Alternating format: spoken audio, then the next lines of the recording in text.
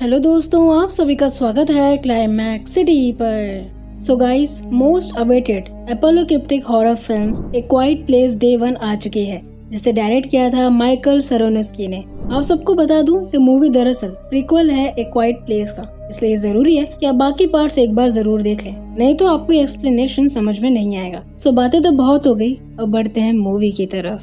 कहानी की शुरुआत में हमारी मुलाकात होती है समायरा से, जिसका शॉर्ट नेम सैम था। सैम एक कैंसर पेशेंट थी और न्यूयॉर्क सिटी के बाहर हॉस्पिटल में सेशन ले रही थी, जहां वो अपने केयर वर्कर रूबिन से इस जगह के बारे में अपना थॉट शेयर करती है, जो कि ऑफ कोर्स नेगेटिव था। सेशन वगैरह खत्म होने के बाद सैम अपने घर की ओर निकलती है कि तभी रूबिन उसे इन्फॉर्म करता है कि वो एक ग्रुप को लेकर मैनहट्टन जा रहा है एक पपेट शो दिखाने के लिए, एंड वो चाहे तो यहाँ पे ज्वाइन कर सकती है, प्लस अपना फेवरेट पिज्जा खा सकती है। पहले तो सैम थोड़ा हिचकिचाती है, बट लेटर ऑन वो मान जाती है। अब क्योंकि वो सब कुछ ही देर में निकलने वाले थे, इसलिए सैम अपने रूम में जाकर पेन किलर लेती है, जो एक प्रकार का बैंडेज था जिसे कमर में लगाना होता है। खैर, तैयार वगैरह होके सैम अपनी बिल्ली फ्रोडो और बाकी पेशेंट के साथ बस में बैठती है। सीन शिफ्ट होता है और हम देखते हैं कि सैम थिएटर में बैठी हुई रहती है, जहां पपेट शो हो रहा होता है। सैम पपेट शो देख के इमोशनल हो जाती है, क्योंकि शो में समवेयर अपनी लाइफ को पूरी तरह जी नहीं पाए उसका कंटेंट रहता है। सैम ये सब सहन नहीं कर पाती, इसलिए वो बाहर एक दुकान में जाकर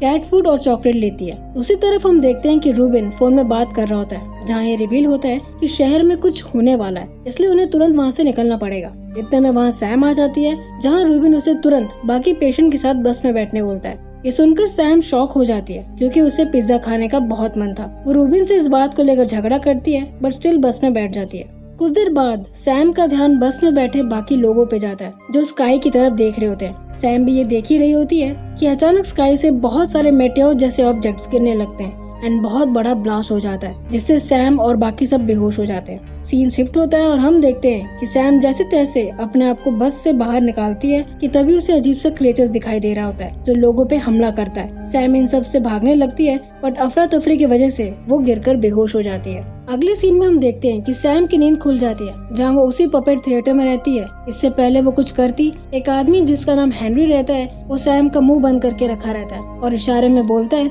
कि उसे कुछ नहीं बोलना है। खैर, हेनरी सैम को धीरे धीरे आगे लेके जाता है, जहाँ उसे रूबिन और उसकी बिल्ली फ्रोडो दिखाई देती है। सैम फ्रोडो को गले लगा ही रही होती है कि तभी मिलिट्री हेलीकॉप्टर में अनाउंसमेंट करते हैं कि सभी को शांत रहना है जब तक रेस्क्यू प्लान नहीं बन जाता। जैसे ही अनाउंसमेंट होता है, क्रिएचर्स हेलीकॉप्टर्स की तरफ बढ़ते हैं। तेज आवाज के कारण फ्रोडो भी आवाज की तरफ बढ़ने लगता है, जिसका पीछा सैम भी करने लगती है। इससे पहले क्रिएचर सैम की आवाज सुनते रूबिन वहाँ आ जाता है और उसे रोक लेता है, बट स्टिल बिल्ली आवाज कर देती है, लेकिन लकीली सैम उसे क्रिएचर से बचा लेती है। अगले सीन में हम देखते हैं कि सैम अपना मुंह वगैरह पोंछती है और अपना मेडिसिन निकालती है एंड फ्रेश वगैरह होकर बाहर आ जाती है। वो बिल्डिंग के अंदर चल रही होती है कि तभी उसे एक आदमी दिखाई देता है, जो रेडियो में मिलिट्री की आवाज सुनकर कुछ नोट कर रहा होता है। जाके देखने पर सैम को पता चलता है कि मिलिट्री ब्रिजेस को तोड़ रही है ताकि क्रिएचर्स आइलैंड न छोड़ सके। कुछ ही देर में हम देखते हैं कि सैम और बाकी सब ब्रिज को कोलैप्स होते हुए देखते हैं कि तभी वहाँ एक सर्वाइवर आता है, जो ये सब देखकर पैनिक होने लगता है एंड चिल्लाने वाला रहता है। हेनरी जैसे तैसे उसे चुप कराने का देखता है, बट इस प्रोसेस में वो सर्वाइवर मर जाता है।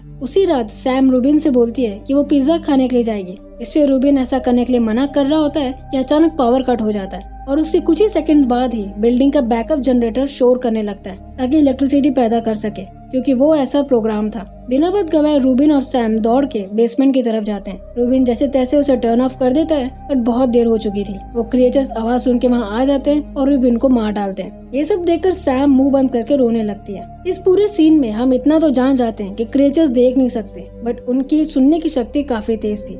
खैर, अगली सुबह हम देखते हैं कि सैम खुद को संभालती है और फ्रोडो के साथ हार्लम के पिज्जा स्टोर पैट्सी में जाती है। रास्ते में सैम उसी शॉप में जाती है जहां उसने कैट फूड लिया था। सैम वहां से अगेन अपने लिए फूड लेती है और कैट के लिए भी फूड ले लेती है। कुछ देर चलने के बाद सैम एक जगह बैठ जाती है कि तभी उसे 2 बच्चे दिखाई देते हैं। वो दोनों बच्चों को बैग में रखा चॉकलेट देती है ताकि उनका भूख शांत हो सके।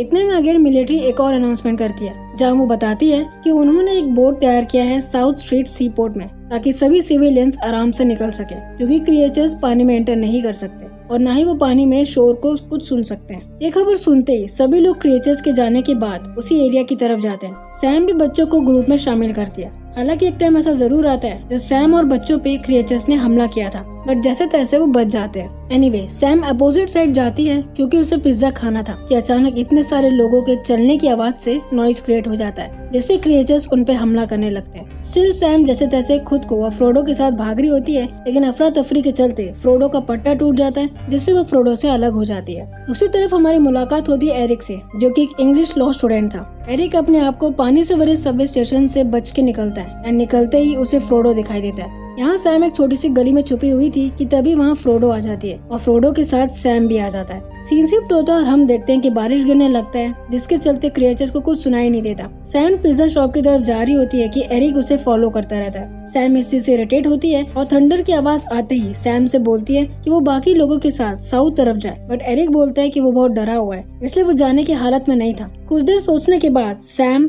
फ्रोडो और एरिक के साथ अपने घर जाती है ताकि उसे पेन किलर मिल सके। दोनों आपस में कन्वर्सेशन करते हैं, जहां एरिक को पता चलता है कि सैम एक बहुत अच्छी एंड पब्लिश्ड पोएट है। इसके अलावा उसे पता चलता है कि सैम मरने वाली है, इसलिए उसकी लास्ट विश यही थी कि वो हार्लेम के फेमस शॉप पैट्सी पिज्जा खाए, क्योंकि उसके फादर पियानो प्ले करते थे क्लब में, जहां वो ये सारी चीजें एंजॉय की थी। सीन शिफ्ट होता है और हम देखते हैं कि सैम सुबह होते ही फ्रोडो को लेकर चुपचाप घर से दूर निकलती है। वो कुछ दूर आगे चली जाती है कि तभी अगेन एरिक वहाँ आ जाता है। सैम उसे देख के इरिटेट होती है, लेकिन एरिक उसकी पब्लिश बुक दे देता है, जिससे वो खुश हो जाती है। वो दोनों जा ही रहे होते हैं कि गलती से सैम के हाथ से एक बुक गिर जाता है, जिससे आवाज आ जाती है। आवाज सुनते ही क्रिएचर्स उनकी तरफ आ रहे होते हैं एंड जैसे तैसे एरिक कार में पत्थर मारकर उनका ध्यान भटकाता है और दोनों नैरो पास से गुजरते हैं। कुछ देर चलने के बाद उन्हें अगेन एक क्रिएचर आते हुए दिखाई देता है, बट लकीली बिना आवाज किए वो वहाँ से निकलते हैं एंड पानी से भरे सबवे में गुजरते हैं। सबवे में काफी अंधेरा था और टॉर्च की लाइट से वो आगे बढ़ रहे होते कि अगेन एक क्रिएचर उनके पीछे आने लगता है। एरिक ये देखकर डर जाता है और सैम उसे संभालने की कोशिश कर रही होती है, बट इसका कोई फायदा नहीं था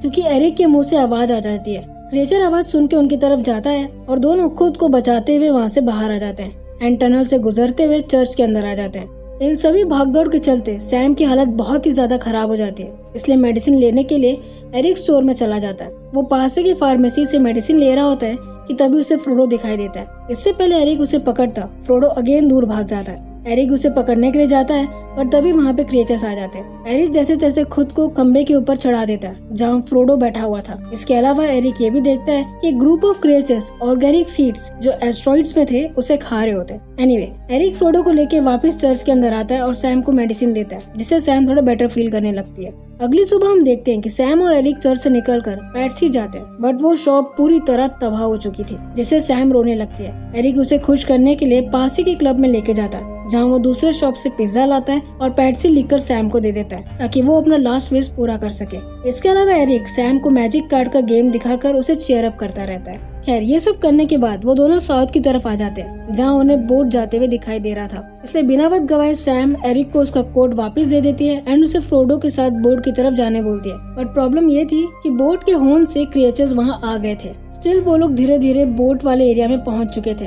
बुरी बात ये थी कि बोट जाने वाली थी, इसलिए सैम और एरिक जल्दबाजी करने लगते हैं, जिसके चलते क्रिएचर्स उनकी आवाज सुन लेते हैं एंड उनका पीछा करने लगते हैं। एरिक को सही सलामत पहुंचाने के लिए सैम आखिरी बार फ्रोडो को गले लगाती है और क्रिएचर्स को अपनी तरफ अट्रैक्ट करती है। दूसरी तरफ एरिक फ्रोडो को लेके पानी में कूद जाता है और बोट में खड़ा हेनरी एरिक को ऊपर खींच लेता है। एरिक फ्रोडो को लेके सैम को याद करके रोने लगता है कि तभी उसे कोर्ट में एक पेपर मिलता है, जिसमें सैम ने फ्रोडो को खाना खिलाने के बारे में लिखा हुआ था, प्लस उसे थैंक यू भी बोलती है क्योंकि उसके वजह से सैम ने जिंदगी दोबारा जिया। फिल्म के एंड में हम देखते हैं कि सैम अकेले रोड पर ईयरफोन में गाना सुनते हुए जा रही होती है और एट लास्ट अपनी मौत को गले लगाने के लिए सैम स्माइल करते हुए ईयरफोन हटा देती है, जिससे क्रिएचर उसके पीछे आके खड़ा हो जाता है एंड इस तरह हमारी मूवी यहीं खत्म होती है। सो गाइस, ये था हमारा आज का वीडियो। आई होप आपको एक्सप्लेनेशन अच्छा लगा होगा, और अगर अच्छा लगा तो मेक श्योर कि आप इसे लाइक करें, शेयर करें अपने फैमिली फ्रेंड्स को, सब्सक्राइब करें और कमेंट करना मत भूलिएगा। मिलते हैं नेक्स्ट वीडियो में, तब तक के लिए गुड डे।